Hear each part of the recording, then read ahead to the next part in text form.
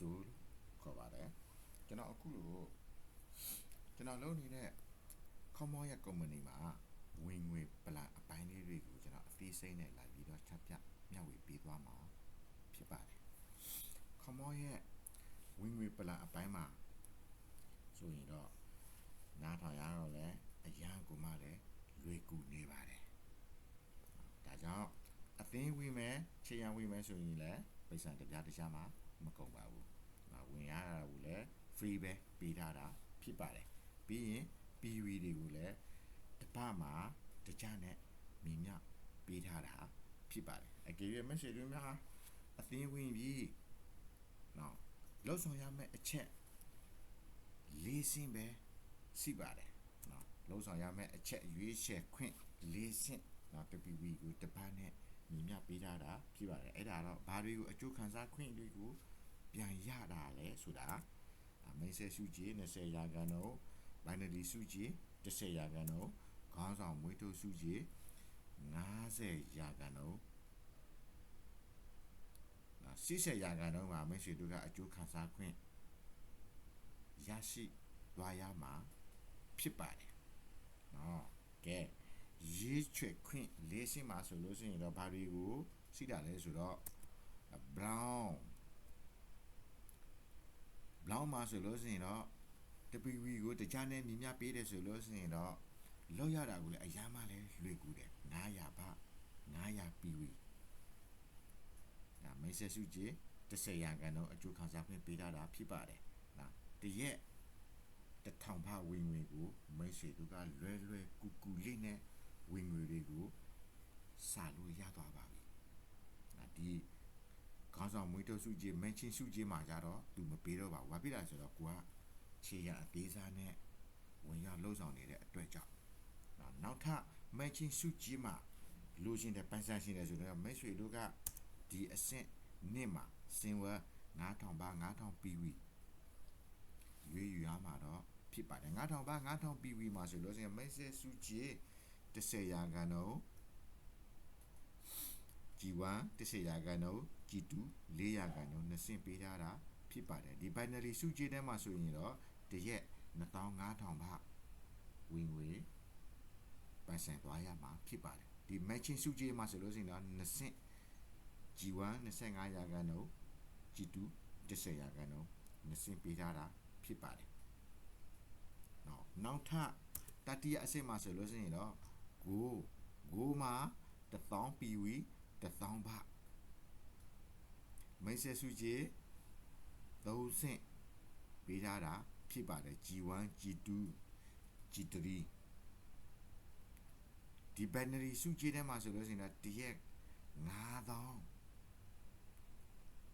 မန်ချင်းစုကြည်ထဲမှာဆိုလို့ရှိရင်တော့ G1 25ရာခိုင်နှုန်း G2 10ရာခိုင်နှုန်း G3 9ရာခိုင်နှုန်း3ဆင့်ပေးထားတာဖြစ်ပါတယ်နောက်ထပ်အကြီးစားရာထူးထဲမှာဆိုရင်တော့ဒါကတော့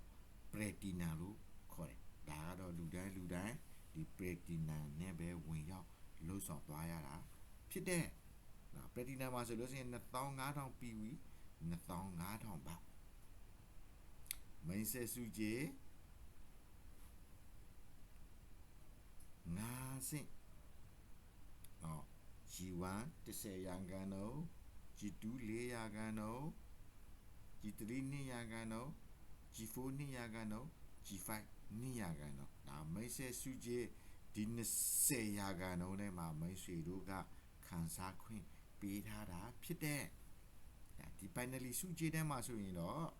မိတ်ဆွေတို့ကတရက်သိန်းဘာဝင်ငွေရရှိသွားမှာဖြစ်ပါတယ်တရက်သိန်းတစ်လဘယ်လောက်လဲ30အိုးဟိုဒီ matching စုကြည်ထဲမှာဆိုရင်တော့ရာခိုင်နှုန်း50ပြဝနဲ့ခံစားခွင့် G1 25ရာခိုင်နှုန်း G2 10ရာခိုင်နှုန်း G3 9ရာခိုင်နှုန်း G4 9ရာခိုင်နှုန်း G5 9ရာခိုင်နှုန်းဒါကတော့မိတ်ဆွေတို့ကခြေရန်အကြီးစားကိုရွေးချယ်လိုက်တဲ့အတွက်ကြောင့် ဒီ matching စုကြည်ထဲမှာဆိုလို့ရှိရင်ရာခိုင်နှုန်းပြဝ90ရာခိုင်နှုန်းကိုပေးထားတာဖြစ်ပါတယ်ဒါအကယ်၍သာမိတ်ဆွေတို့ကကိုအဆင့်ပဲရွေးချယ်ခဲ့မယ်ဆိုလို့ရှိရင်တော့3ဆင့်ပဲမိတ်ဆွေရဲ့ G1 G2 G3 3ဆင့်ပဲပေးထားတာဖြစ်တယ်အကယ်၍မိတ်ဆွေတို့ကဒီစင်ဝက်အဆင့်မှာရွေးယူခဲ့မယ်ဆိုလို့ရှိရင်တော့2ဆင့်နော် G1 25ရာခိုင်နှုန်း G2 10ရာခိုင်နှုန်း2ဆင့်ပဲပေးထားတာဖြစ်ပါတယ်ဘလောင်းပဲရွေးယူခဲ့မယ်ဆိုလို့ရှိရင်တော့ matching စုကြည်မှာသူမပေးတော့ပါဘူးနော်ဒါကြောင့်ဘာတွေကိုကွာခြားမှုရှိနေတာလဲဆိုတာမိတ်ဆွေတို့ကနားလဲတယ်သဘောပေါက်တယ်မဟုတ်လားနော်အကယ်၍သာအကျိုးခံစားခွင့်ပြဝနဲ့ပေးထားနေတဲ့ခြေရန်ဆိုတာဒီ platinum အဆင့်မှာပဲနော်ရာခိုင်နှုန်းပြဝနဲ့ပေးထားတာဖြစ်တယ်matching စုကြည်90ရာခိုင်နှုန်းအသင်းပွဲစုကြည်10ရာခိုင်နှုန်းမိတ်ဆက်စုကြည်20ရာခိုင်နှုန်းဘယ်လောက်လဲ80ရာခိုင်နှုန်းဝင်ငွေလမ်းကြောင်းပေးထားတာဖြစ်တယ်နော်အကယ်၍မိတ်ဆွေတို့ကဘလောင်းပဲရွေးချက်စင်းဝဲပဲရွေးချက်ကိုပဲရွေးချက်ပက်တီနာပဲလုံးဆောင်ကိုကတော့နော်အကျိုးခံစားခွင့်ဘယ်ဟာကိုများတာလဲဘယ်ဟာကိုဝင်ငွေများရအောင်လုံးဆောင်ရမှာလဲဆိုတော့ကိုအသေးစိတ်နဲ့ဆင်ပြပေးသွားတာဖြစ်ပါတယ်ဒါအကယ်၍သာလူတိုင်းမှာဆိုလို့ရှိရင်တော့ဒီ platinum အဆင့်ပဲရွေးချယ်ခဲ့တာတော့များတယ်အဲ့ဒါဘာဖြစ်တာလဲဆိုတော့တစ်သက်မှာတစ်ခါပဲရွေးယူရမှာဖြစ်တယ်နောက်ထပ်ဘာမှရင်းနှီးမြုပ်နှံမှုလေးကိုရင်းနှီးစရာမလိုတော့ပါဘူးတစ်ခါရင်းနှီးသွားပြီဆိုလို့ရှိရင်ပြီးသွားပါပြီနောက်ထပ်အမွေအနှစ်လေးတွေကိုပြန်လည်ပြီးတော့ဆက်ခံလို့ရတယ်နော်ကိုယ့်ရဲ့သားသမီးတွေကိုအမွေအနှစ်ပြန်လည်ဆက်ခံလို့ရတယ်နော်ကဲဒါကြောင့်မိတ်ဆက်စုကြည်အသင်းပွဲစုကြည်ခေါင်းဆောင်မွေးထုတ်စုကြည်မှာဆိုလို့ရှိရင်တော့ဘာတွေကိုအကျိုးခံစားခွင့်ဘာတွေကိုအခန်းစားခွင့်တွေကိုပေးနေတာလဲဆိုတာတော့အသေးစိတ်နဲ့ကိုရှင်းပြပေးသွားမှာဖြစ်ပါတယ်နံပါတ်1မိတ်ဆက်စုကြည်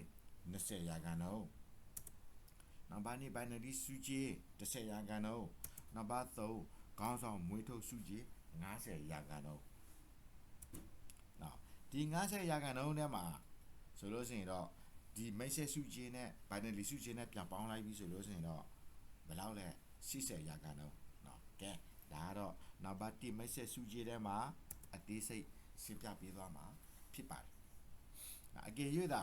ဒီမိတ်ဆက်စုကြည်20ရာခိုင်နှုန်းထဲမှာမိတ်ဆွေတို့ကပြဝကိုပိုင်ဆိုင်ရှင်တယ်ဆိုလို့ရှိရင်တော့မိတ်ဆွေကဒီ platinum အဆင့်မှာရွေးယူရမှာတော့သိကြတယ်အကယ်၍မိတ်ဆွေက platinum အဆင့်မှာရွေးချယ်လိုက်ပြီဆိုလို့ရှိရင်တော့ G1 10ရာခိုင်နှုန်း G2 4ရာခိုင်နှုန်း G3 2ရာခိုင်နှုန်း G4 2ရာခိုင်နှုန်း G5 2ရာခိုင်နှုန်းပြဝသားမြေမြချမ်းသာအားလုံးကိုပိုင်ဆိုင်သွားရမှာဖြစ်ပါတယ်နော်ကဲအကယ်၍သာမိတ်ဆွေကဒီကိုအဆင့်မှာပဲရွေးချယ်ခဲ့မယ်ဆိုလို့ရှိရင်တော့ဒါသားမြေမြင့်3ဆင့်အကျိုးခံစားခွင့်ပေးထားတာဖြစ်ပါတယ်နော်မိတ်ဆွေရဲ့ G1 G2 G3 3ဆင့်မှာပဲပေးထားတာဖြစ်ပါတယ်ဒါ G4 အဆင့်တော့သူမပေးတော့ပါဘူးနော်အကယ်၍သာမိတ်ဆွေတွေကစင်ဝဲအဆင့်မှာပဲရွေးချယ်ခဲ့မဲ့ရွေးယူခဲ့တယ်ဆိုရင်တော့ဒါသားမြေ2ဆင့်မှာပဲနော် G1 G2 အဲ့လာပါပဲသူပေးတယ်နော်သားမြေအဆင့်မှာပဲရတယ်အကယ်၍မိတ်ဆွေက brown ပဲရွေးယူခဲ့မယ်ဆိုလို့ရှိရင်တော့မိတ်ဆွေရဲ့ဒန်းရိုက်မိတ်ဆက်ထတဲ့မိတ်ဆွေရဲ့ G1 တယောက်ပဲရရှိပိုင်ဆိုင်သွားရမှာဖြစ်ပါတယ်မိတ်ဆွေရဲ့သားအရင်တယောက်ပဲခံစားခွင့်ပေးတာအကယ်၍သားက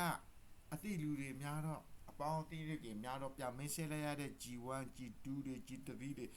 G3 ပြန်မင်းဆဲလိုက်ရတဲ့ G4 ပြန်မင်းဆဲလိုက်ရတဲ့ G5 အဲ့လာတော့ကိုဘာမှခံစားခွင့်မပေးပါဘူးနော်ဘာမှခံစားခွင့်မပေးပါဘူးကိုဒန်းရမိတ်ဆက်ခေါ်ထားတဲ့လူ G1 ပဲခံစားခွင့်ပေးထားတာဖြစ်တယ်နော်ဒါကြောင့်ဘာတွေကိုကြွာချမှုရှိနေတာလဲဆိုတာတော့နော်အသေးစိတ်ကိုရှင်းပြပေးသွားမှာဖြစ်ပါတယ်နော်မိတ်ဆွေတို့ကဘလောင်ပဲနေစင်းဝဲပဲနေကိုပဲနေပက်တီနံပဲနေနော်ကိုကတော့ဟဲ့ နေရာတော့ platinum ကိုရွေးယူရမယ်နော်အကြီးစားကိုရွေးချယ်ရမယ်ဆိုတာတော့ကိုမဆိုလိုပါဘူးနော်ဒါကြောင့်ခန်းစားခွင့်ဘယ်ဟာကိုများတာလဲဘယ်ဟာကိုရများနေတာလဲဒါတော့ကိုလာပြီးတော့ချပြပေးသွားတာဖြစ်ပါတယ်နော်ကဲအကယ်၍မိတ်ဆွေတို့က platinum မှာရွေးယူလိုက်ပြီးဒါအားလုံးကိုရရှိပိုင်ဆိုင်သွားရမှာတော့သိကြတယ်ကဲဥပမာ G1 10ရောက်မိတ်ဆက်လို့ရသွားပါပြီ G1 10ရောက်မိတ်ဆက်လို့ရသွားပြီဆိုလို့ဆိုရင်နောက်ထပ် G2 အဆင့်မှာကိုသီးလို့လားကိုခေါ်ရလားကိုမိတ်ဆက်ရလားနော်သူကဘယ်နိုင်ငံမှာပဲရှိနေတာလဲမြန်မာနိုင်ငံလားမလေးရှားလားစင်ကာပူလားအင်ဒိုနီးရှားလားကိုမသိတော့ပါဘူးနော်ကိုရဲ့သားကဘယ်အပေါင်းအသင်းတွေကိုသွားပြီးတော့မိတ်ဆက်ပေးနေတာလဲဆိုတော့ကိုလည်းမသိတော့ပါဘူးနောက်ထပ် G2 အဆင့်မှာဆိုလို့ရှိရင်တော့နောက်ထပ်100ပြန်ပေါ်လာပြီဆိုလို့ရှိရင်တော့400ကန်တော့ပြန်တွဲကြည့်နော်400ကန်တော့ခန်းစားခွင့်ပေးထားတာနော်နောက်ထပ် G2 အယောက်100ရှိလာပြီဆိုလို့ရှိရင်တော့ G2 ပြန်မိတ်ဆက်တဲ့ G3 ရောဘယ်လောက်လဲ1000ရှိလာနေပြီ G3 ပြန်မိတ်ဆက်လိုက်ရတဲ့ G4 ရောအယောက်1000အယောက်1000 G4 ပြန်မိတ်ဆက်ရတဲ့ G5 ရောအယောက်3000ဒီအယောက်3000နဲ့မှာဒီ20ရာခိုင်နှုန်းနဲ့ပြန်ပြီးတော့တွက်ကြည့်ဝင်ငွေတွေကဘယ်လောက်ထိရများနေတာလဲနော်ဒါကြောင့် platinum အဆင့်မှာဆိုလို့ရှိရင်တော့သားမြေမြချမ်းသာအားလုံးကို20ရာခိုင်နှုန်းပြပြဝဝနဲ့ပေးတာဖြစ်ပါတယ်နော်ဒါကတော့ဘယ်ဟာကိုအခွင့်အလမ်းတွေကိုများတာလဲဘယ်ဟာကိုပေးတာကိုကြားနေတာလဲဆိုတာတော့မိတ်ဆွေတို့ရဲ့ရွေးချယ်မှုအပေါ်မှာကိုပဲမူတည်တယ်နော်ဒါကတော့နံပါတ်1မိတ်ဆက်စုကြည်လို့ခေါ်တယ်နော်နောက်ထပ်နောက်ဘာနှစ်အစစ်မှာဆိုလို့ရှိရင်တော့နောက်ထပ်နောက်ဘာနှစ်အစစ်မှာဆိုလို့ရှိရင်နောက်ဘိုနာစုကြည်ဘိုနာစုကြည်မှာဆိုလို့ရှိရင်10ရာခိုင်နှုန်းဒါဒီ10ရာခိုင်နှုန်းနဲ့မှာဆိုလို့ရှိရင်ယာဒူးတိုင်းမှာ10ရာခိုင်နှုန်းအကျိုးခံစားခွင့်ပေးထားတာဖြစ်ပါတယ်ဒါအကယ်၍မိတ်ဆွေတို့ကခြေရန်ဝင်ပြီးအသင်းဝင်လိုက်ပြီးဆိုလို့ရှိရင်တော့မိတ်ဆွေရဲ့နောက်ဝတ်တစ်ခုကိုထူထောင်လိုက်တဲ့တီဆောက်ထားတယ်ဆိုလို့ရှိရင်တော့ကဲမိတ်ဆွေကညာဘက်မှာဘယ်ဘက်ချမ်းမှာရှိလာနေတယ်ဆိုတာတော့ကျွန်တော်ယုံကြည်ပါတယ်ဒါကြောင့်ညာဘက်ချမ်းမှာတသန်းနဲ့5သိန်းပြီးပြီ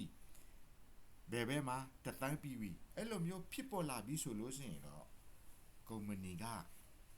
ဒီ10ရာခိုင်နှုန်းကို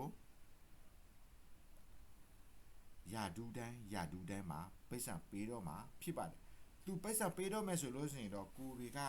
ဘာယာဒူးတွေကိုရွေးချက်ခဲ့တာလဲဆိုတာဘလောင်းလားစင်ဝဲလားဂိုးလားပလက်တီနမ်လားဒါအကယ်၍မိတ်ဆွေတို့ကဘလောင်းအဆင့်မှာပဲရွေးချက်ခဲ့မယ်ဆိုလို့ရှိရင်တော့တရက်1000ဘတ်ဝင်ငွေရရှိသွားမှာဖြစ်တဲ့